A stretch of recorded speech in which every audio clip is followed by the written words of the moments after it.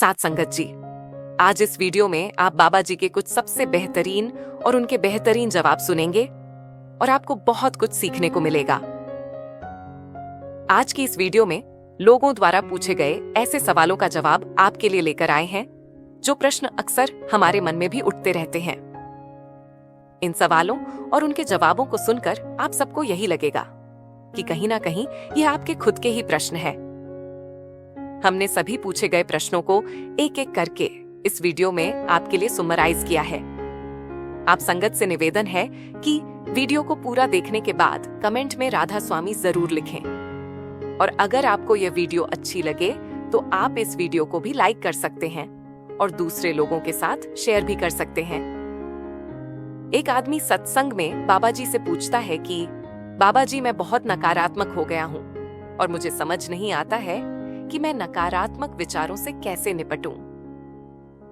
उसके जवाब में बाबा जी कहते हैं कि आप वर्तमान क्षण पर ध्यान दें और सकारात्मक आत्मचर्चा का अभ्यास करें।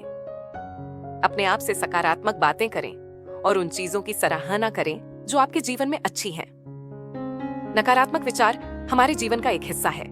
वे कभी कभी आते हैं और चले जाते हैं, लेकिन कभी कभी वे टिके रहते हैं और हमारे मानसिक स्वास्थ्य पर नकारात्मक प्रभाव डाल सकते हैं।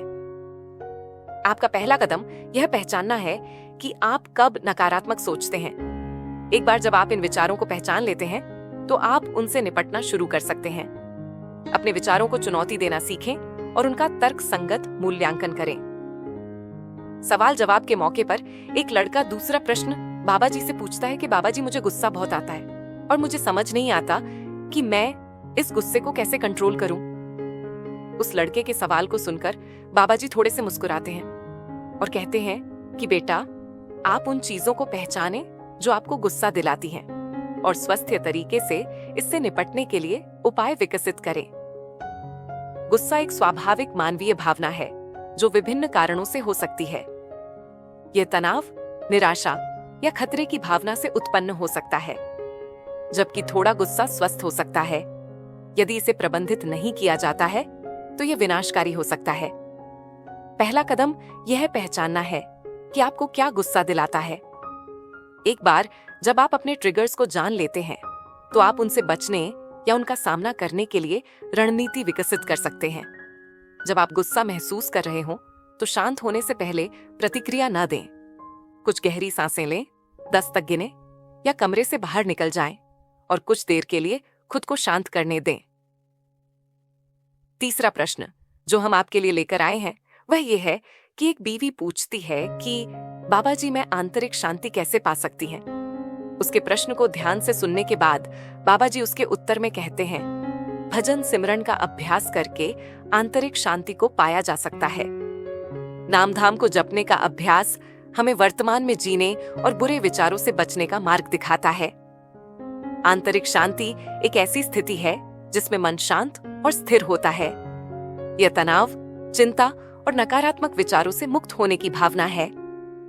आंतरिक शांति प्राप्त करना एक सतत यात्रा है, लेकिन यह निश्चित रूप से प्राप्त करने योग्य है। हम ध्यान लगाकर अपने मन को वर्तमान में केंद्रित कर सकते हैं। फिर एक लड़के ने बाबा जी से पूछा कि बाबा जी, अगर नामदान नहीं लिया तो क्या पूजा पाठ करके भी मालिक से जुड़ा जा सकता है?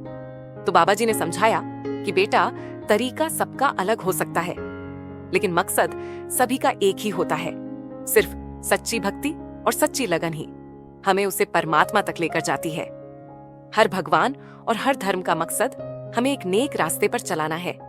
एक आदमी बाबा जी से पूछता है कि बाबा जी, मैं बहुत ज्यादा डिप्रेशन में रहता हूं, पर मुझे समझ नहीं आता कि मैं इस चीज से कैसे बाहर निकलूं।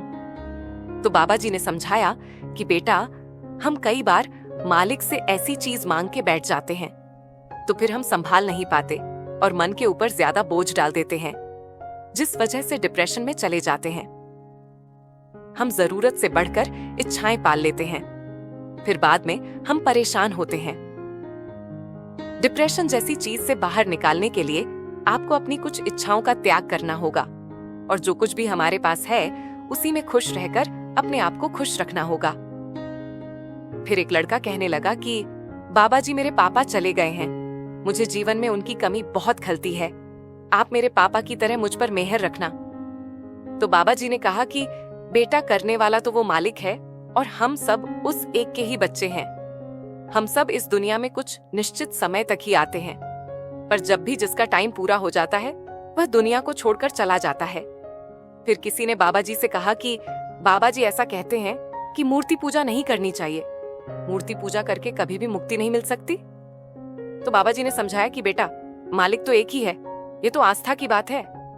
पुराने जमाने में परिवार बड़े हुआ करते थे, इसीलिए उस समय भक्ति करने के लिए अलग से स्थान बना दिए गए थे। धार्मिक स्थल अलग से इसीलिए बनाए गए हैं ताकि हमारा ध्यान एकाग्र हो सके। किसी भी धर्म और किसी भी गुरु का मकसद सबको एक साथ जोड़ना है, सभी को ईमानदारी और सच्चाई की राह पर आगे लेकर जाना है। कोई भी धर्म और कोई भी गुरु हमें बुरा करना नहीं सिखाता, अपितु हमारी सोच ही चीजों को सही या बुरा बनती है। आपको यह वीडियो कैसे लगा हमें कमेंट सेक्शन में राधा स्वामी लिखने के बाद जरूर बताएं और साथ में इस वीडियो को अपने जानने वाली संगत के साथ भी शेयर करें। इसके साथ आप इस चैनल को भी सब्सक्राइब कर लें ताकि आगे आने वाली वीडियो की नोटिफिकेशन आपको मिलती रहे।